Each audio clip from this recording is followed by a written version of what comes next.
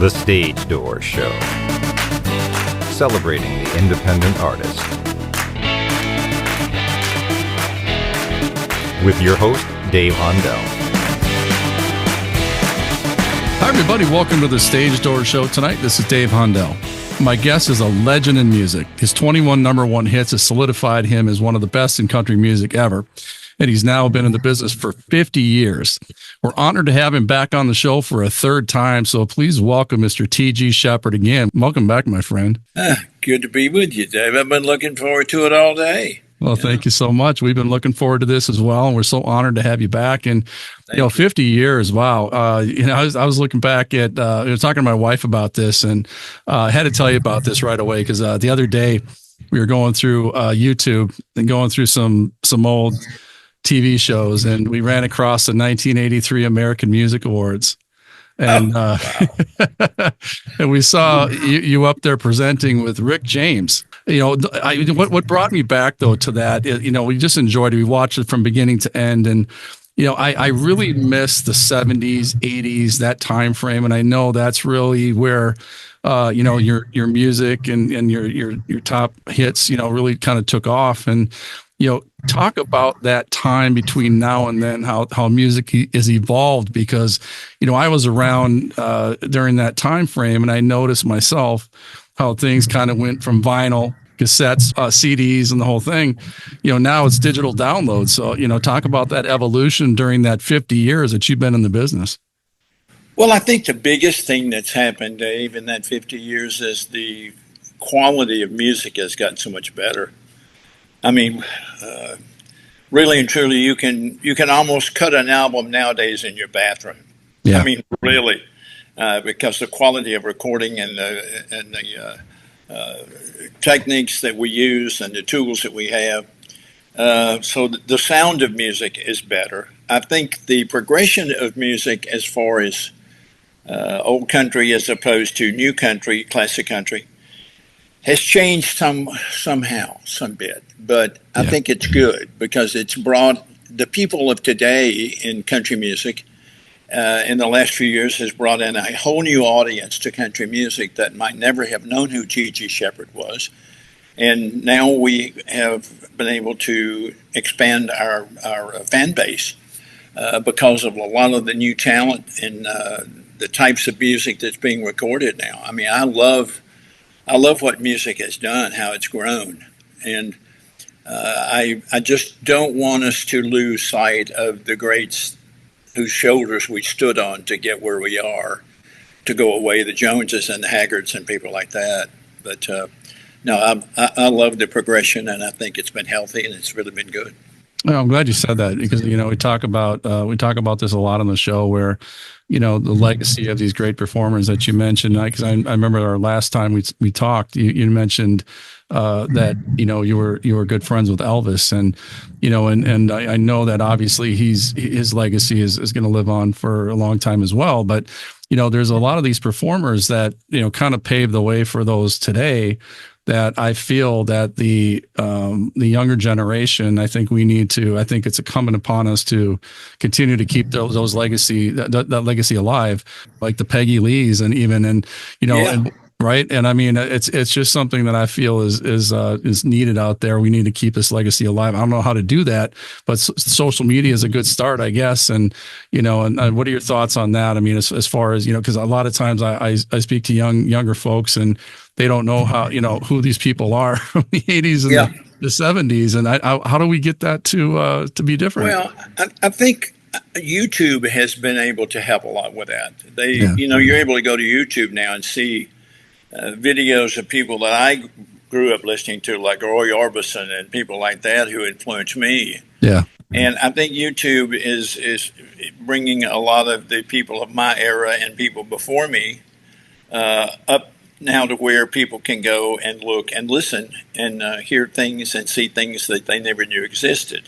Right. So, I think social media and YouTube and the social platforms that we have nowadays is so vital to keep all genres of music alive and to keep it going. And do you feel, country music, it's really exploded on the mainstream market as well, like you were talking about before. And, it's from, I think it's from those different genres, like you said, crossing over, I think is very helpful. But, it's got to be an exciting thing for folks in country music to see that kind of explosion of the, mainstream. I was listening to a program today where they were, people were just got back from Nashville, and they said that it was a Wednesday and it was just packed. The Broadway and everywhere in Nashville was packed with tourists, and people are just loving country music now. So that's got to be exciting for you and others in the business. It is, because, as I said, it's bringing a whole new audience into music that might not have come before. I see now the days of how music has progressed. I remember in the days of the urban cowboy movement, which I was lucky enough to be on the fringe of that, yep, and touring with Gelly and Johnny Lee and Lee Greenwood and others.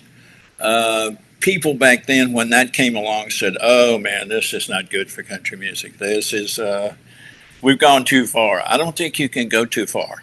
Yeah. People's tastes are so wide and so varied that finally now there is something there for everyone in country music. It's not just what we used to call hillbilly music with steel guitar and fiddles. I mean, nowadays it's changed so drastically that there's something there for everybody, and no one is ashamed to say that they're a country fan now, right, because country has grown, the base has grown so wide. Yeah. And the other thing, being in this business for so long, back in the mid 70s when you had your first number one hit, what was that like, first of all, getting into the business and, coming up through it? I mean, obviously everybody's got to start.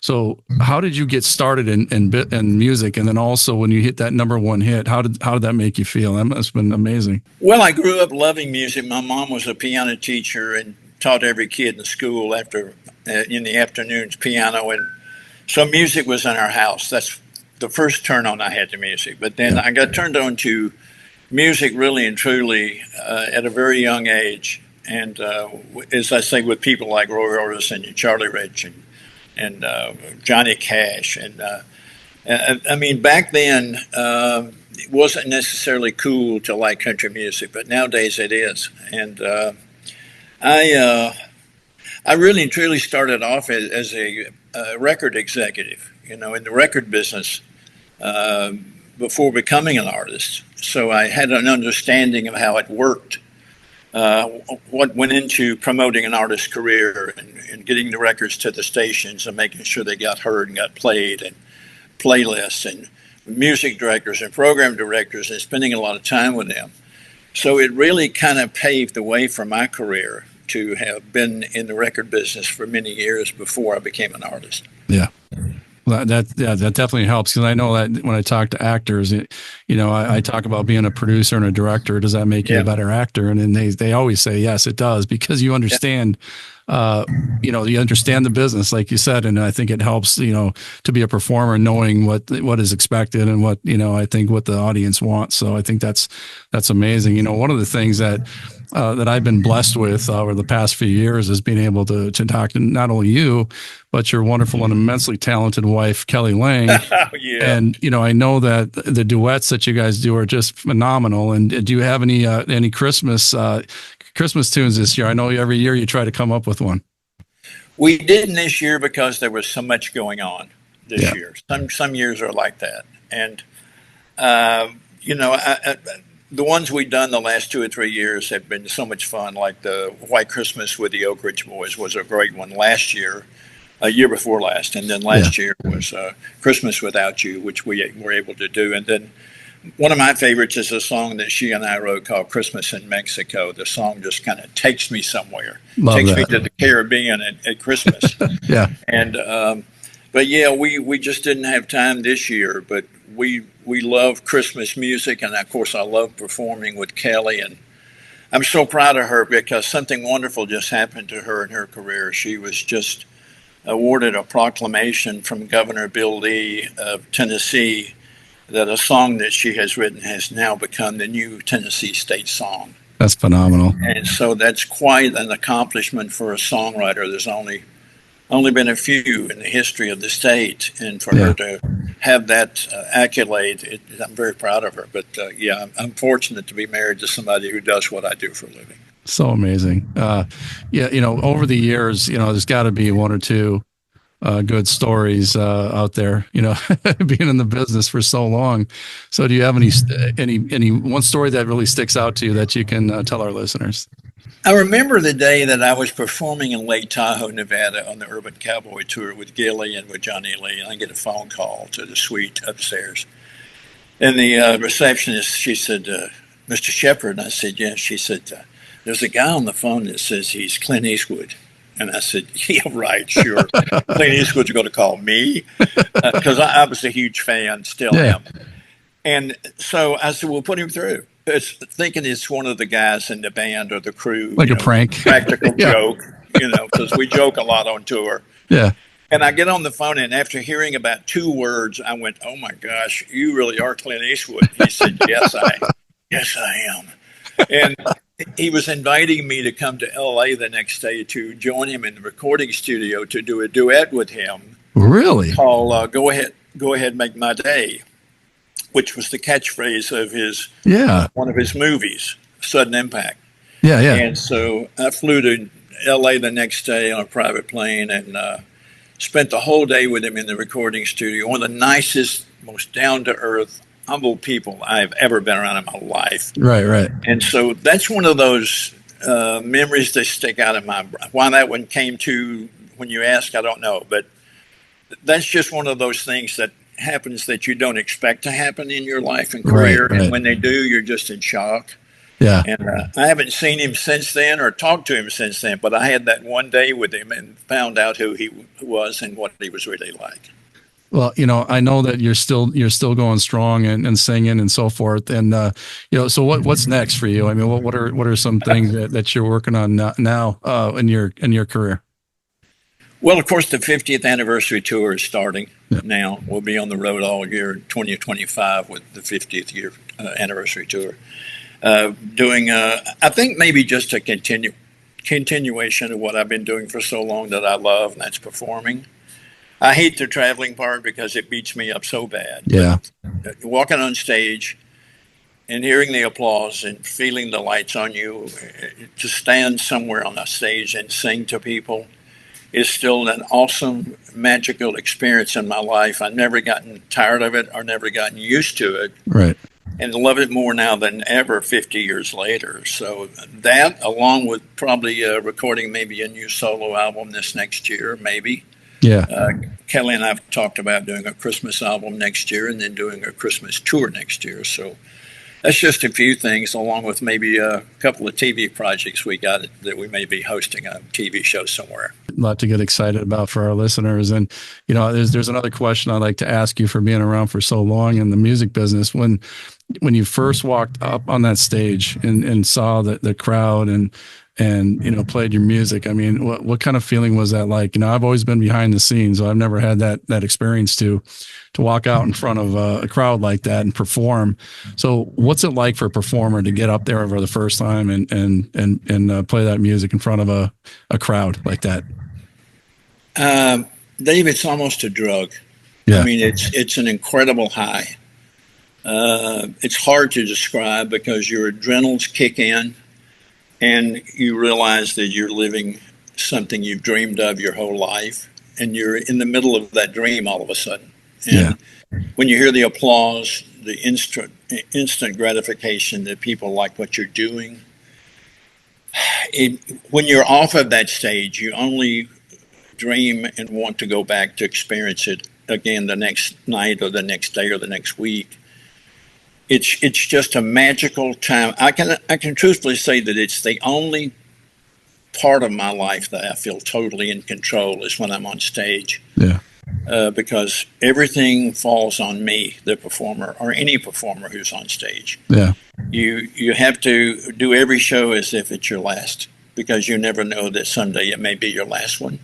Yeah. And so I take every minute and absolutely bask in the moment of singing on stage because it is so magical. That's the only way to describe it. Yeah, I can understand that. I mean, without actually experiencing it myself, I can understand it. And before we go, I know you've left quite a legacy in your music for your fans and the music business, but personally, with your friends and family, what kind of legacy do you want to leave behind? What do you want to leave behind when it's all said and done? I want to be someone who maybe opened a door for anyone who had a dream of doing something in music, because I dreamed of doing this my whole life. And I tell people all the time that walk up to me at concerts, at meet and greets, or afterwards, who tell me things like, I wanted to do what you were doing, but I got too old. It didn't happen for me in my life. I only want to be an inspiration to let those people know that who still have dreams and aspirations of being a singer or being in music, that it's never too late in life. It's never too late to be who you might have been. So you dream big, you be big. You dream small, you be small. So that I pass that along to the people who have aspirations of doing something in music, that if you believe hard enough and long enough and strong enough, it can happen. It might not be as big as you had dreamed it, but you'll be able to reach the brass ring and catch it for at least a while. Yeah. Well, that's well said, and thank you for that, and thank you for all that you've done for fans like us and the music business as a whole. And we can't wait to see what's next, and 50th anniversary tour. And go to tgsheppard.com. You can see everything that TG's working on and what he has worked on. It's a great website, TG. And again, thank you for being with us, and it's always an honor to have you on. So thank you for taking the time. No, the honor is truly mine. You are one of the pros. You are one of the masters in this business of what you do. And it's always a pleasure to get a chance to visit with you. I always look forward to it. Well, thank you, TG. And I hope you and Kelly have a great holiday season, and hope to talk to you soon. I hope so. Take care and be safe.